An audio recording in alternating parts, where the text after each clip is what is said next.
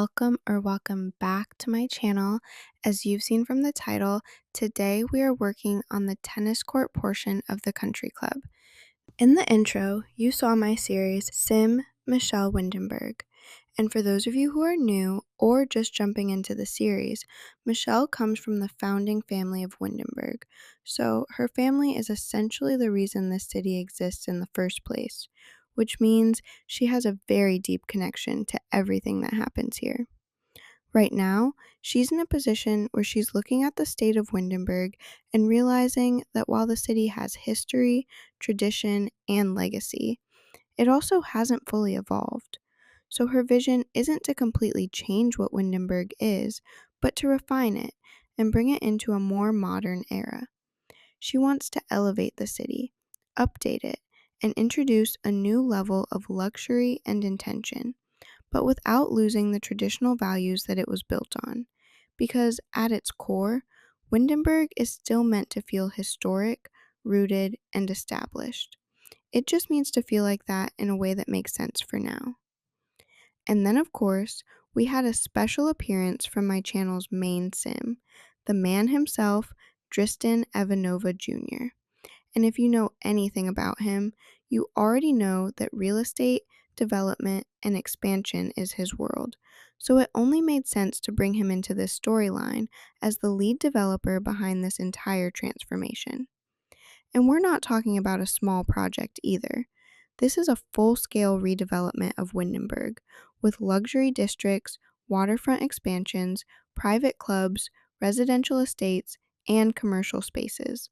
The entire city being reimagined. So in my head, this is easily like a 10 billion simoleon project. And Dristan being at the center of that just makes sense because he has the resources, the influence, and the vision to actually execute something on that scale. So now you have this dynamic where Michelle represents the legacy and history of Windenburg, and Dristan represents the modern development and expansion of what the city is becoming. And the balance between those two perspectives is really what's shaping this entire world. Because the goal isn't to erase what Windenburg was, it's to evolve it into something that feels current, elevated, and intentional, while still honoring where it came from. And everything you're seeing in this series is essentially that vision being built out piece by piece. I built this brick by brick. I need to stay off TikTok. Now, I am doing this a little bit out of order because I haven't fully decided what I want the entrance building to look like yet. I think I've finally come to a decision, but I'm still not 100% sure, so I'm going to work on that for next week's video and just see if I actually like it once I start building it out and seeing it come together in the space. Because you know how sometimes you have this really clear idea in your head of what something is supposed to look like, and in your mind it makes perfect sense, the layout is there, the vibe is there, the whole vision feels complete, and then the second you actually start trying to build it, it just does not translate the way you thought it would. Like in your head, it's giving luxury, it's giving intentional, it's giving exactly what you were picturing. And then once you start placing walls and windows and trying to make everything work together, you're just sitting there looking at it like, yeah, no, this is not giving what I thought it was going to give at all.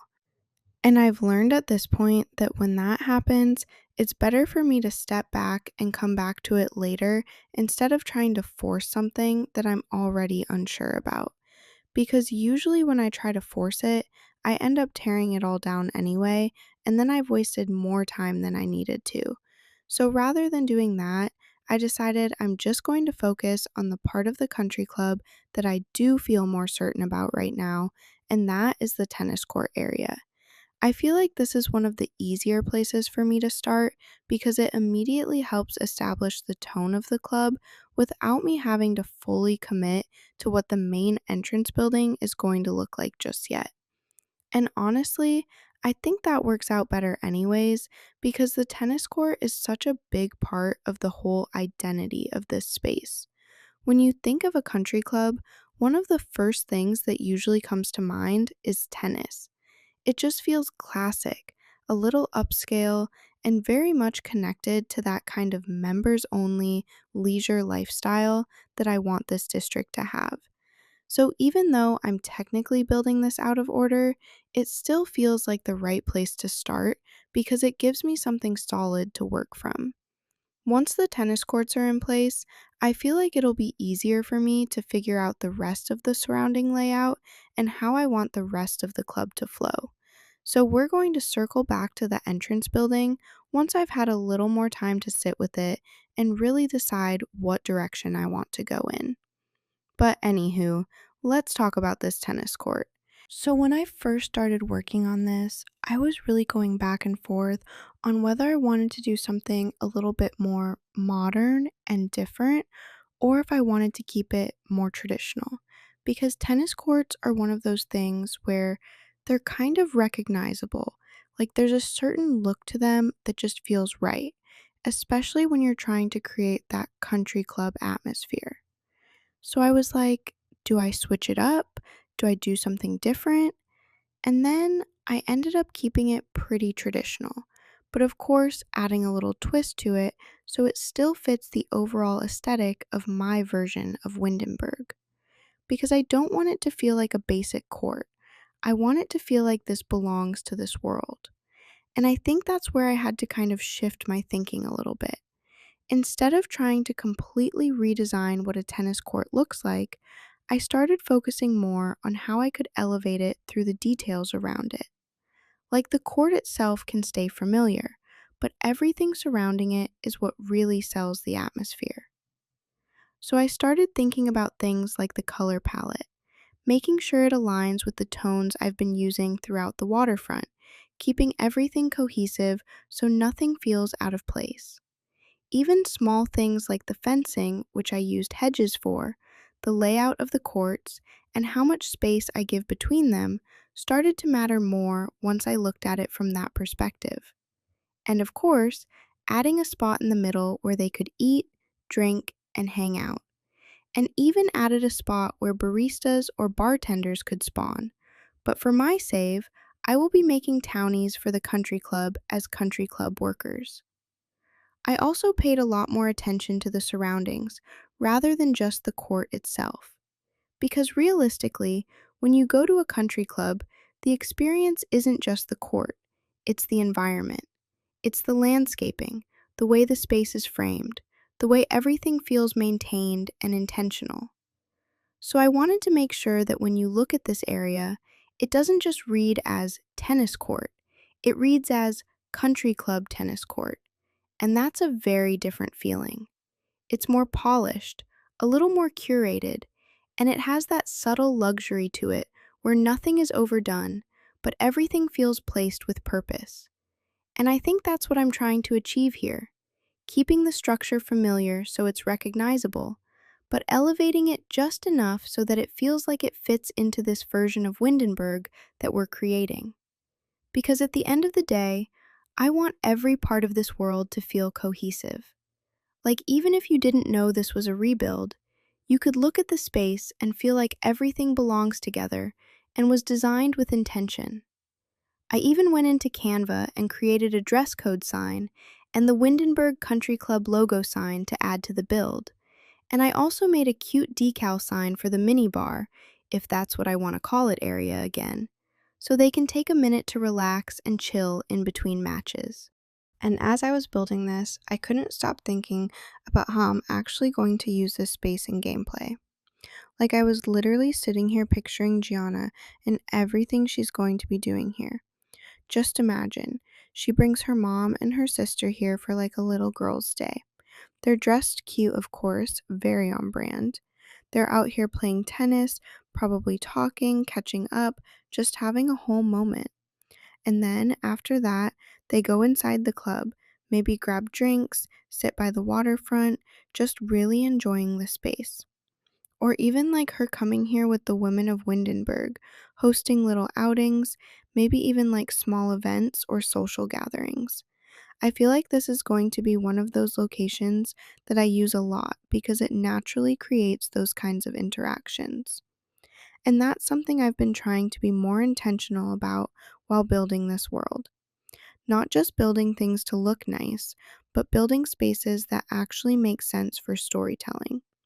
Plus, the lighting here is one of my favorites, and I think that's something I didn't really prioritize before when I was building. I would focus more on how things looked visually, making sure everything was aesthetic and cohesive, but not always thinking about how I would actually use the space once I got into gameplay. So now I'm trying to build with that in mind from the beginning. Like, okay, if my Sims come here, what are they actually doing? Where are they going to walk? Where are they going to sit? What kind of interactions are naturally going to happen in this space? Because when you start thinking about it that way, it changes how you design everything. It's not just about placing objects, it's about creating moments. And with this tennis court specifically, I can already see so many different scenarios playing out here. Whether it's something casual like a girls' day, or something a little more structured like an event or a gathering, it gives me a space where things can happen without me having to force it. And that's really the goal for this entire world. I want the spaces to feel like they invite interaction. Like you could drop your Sims here and things would just naturally unfold. And I feel like the country club is going to be one of those places where a lot of those interactions come together, especially because it connects to so many different parts of the lifestyle I'm trying to create in this world. So, building this out, I'm constantly thinking ahead, not just about how it looks right now, but how it's going to function later when I actually start playing in it. But back to the build. As I kept decorating, my mind just started going everywhere. Like I literally sat here and thought, why do we not have a pickleball court? Like, why is that not a thing? And then I started thinking, okay, wait, could I override the tennis mod and turn it into pickleball? Like, replace the rackets with paddles, change the vibe a little bit. And I mean, the spacing would be completely wrong, but for aesthetic purposes, it could work. And then I had to stop myself because I was like, okay, it's not that serious. Or is it? Because now I low key want it. So if anyone knows of a pickleball mod or ends up making one, please let me know because I will absolutely download it. And the crazy part is, once that thought got in my head, I could not let it go. Like, I started mentally redesigning the entire space to accommodate it. I'm like, okay, maybe I could do a separate section for it. Maybe I could shrink it down. Maybe I could just fake it for storytelling purposes and nobody would even notice. And then I had to remind myself, we are here to build a tennis court. That is the assignment. But this is exactly how my brain works when I'm building. I'll start on one thing, and then suddenly I have 5 different ideas branching off from that one thing. And now I'm thinking about mods, overrides, new gameplay mechanics. Like, it just spirals. And honestly, that's kind of how a lot of my builds evolve. It starts with one simple idea, and then as I'm placing things and seeing how everything comes together, it opens up all these other possibilities that I didn't even think about before. And sometimes I follow those ideas, and sometimes I have to just write them down for later and stay focused. Because if I tried to do everything at once, nothing would ever get finished. But I do like letting my mind go there a little bit, because that's where some of the more creative ideas come from. Like, even if I don't end up doing the pickleball thing right now, it's something I might revisit later, or it might inspire something else in another part of the world.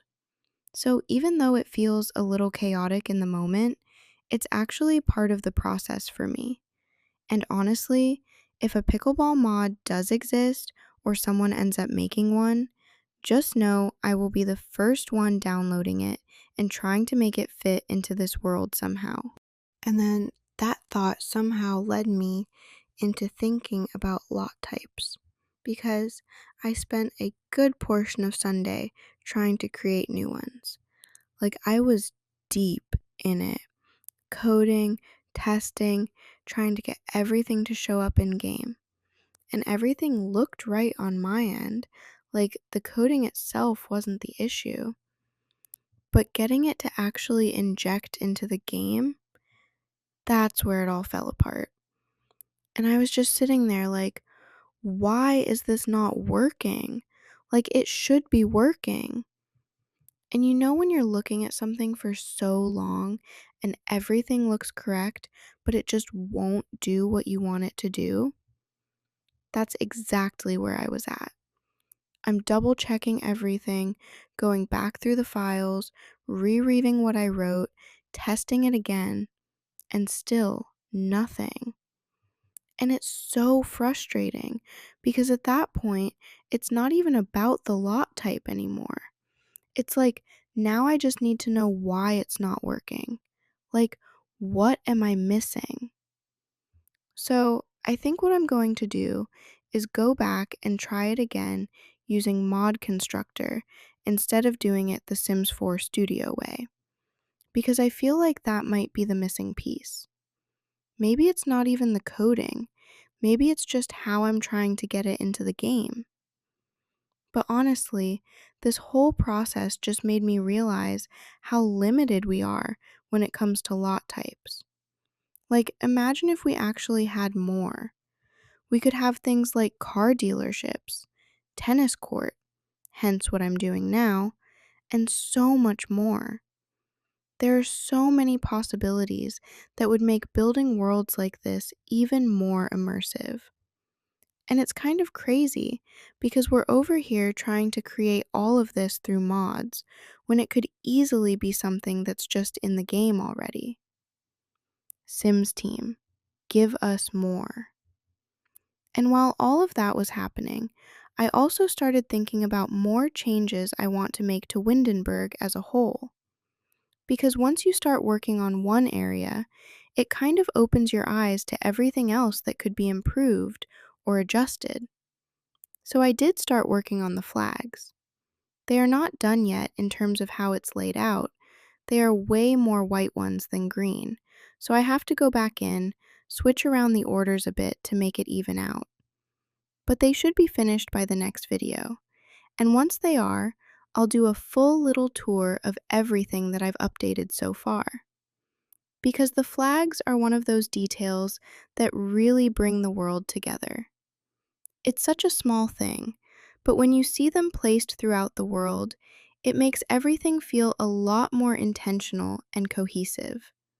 Like it starts to feel less like separate lots and more like an actual city with its own identity. And that's really what I'm going for with this entire rebuild. Also, I've been trying to figure out how I want to film a video explaining my entire thought process when it comes to building and creating my world. Because I did see some of your comments from the last video suggesting that, I'm not gonna lie, my thought process is kind of chaotic. Like it makes sense to me, but explaining it step by step, that's a different story. Because a lot of the time, I'm not even consciously thinking through every decision. I'm just building, adjusting, changing things as I go based on what feels right in the moment. And then later, when I look back at it, I can see the logic behind it. But in the moment, it's very much just instinct. So trying to slow that down and actually explain why I'm doing certain things, that's going to be interesting. But I do want to show you guys, because I know a lot of you are also building your own worlds or trying to figure out how to make your game feel more intentional. So I think it could be helpful, even if it's a little all over the place. So I'm going to put something together for that soon.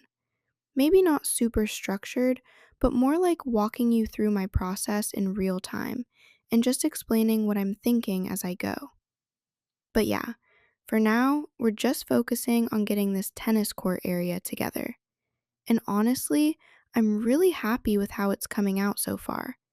It already feels like a real part of the world, and I can definitely see myself using this space a lot in future gameplay.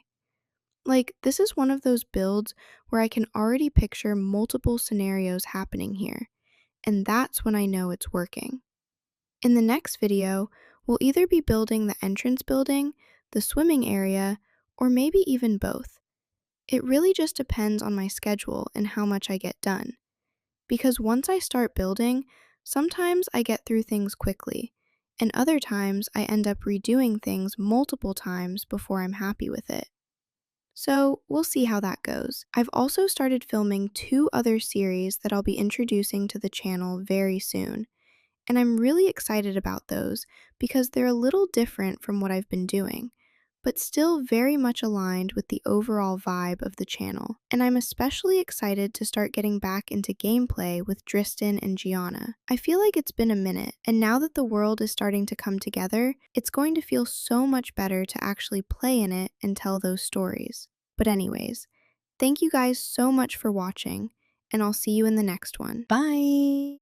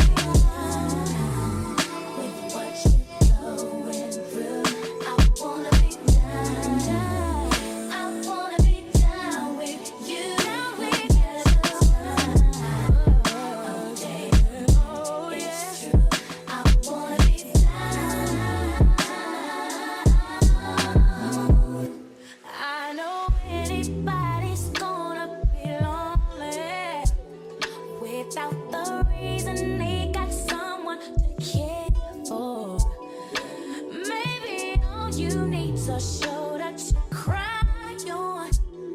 If that's a fact, then